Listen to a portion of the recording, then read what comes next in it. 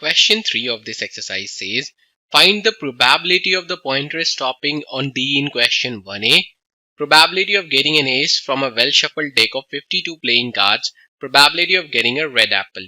So let's start doing this question. As we know that probability of an event to happen is basically number of favorable outcomes divided by the total number of outcomes.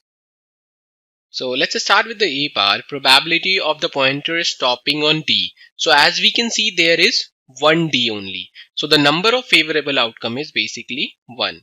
And we have to find the total number of outcomes. So the total number of outcomes will be 1, 2, 3, 4, 5. So it is basically 1 by 5. Now let's have a look into the B part of this question. Probability of getting an ace from a well shuffled deck of 52 playing cards. So as we know that there are 4 aces, so it will be 4 divided by the total number of cards, which is 52, and on simplifying them we will get 1 over 13.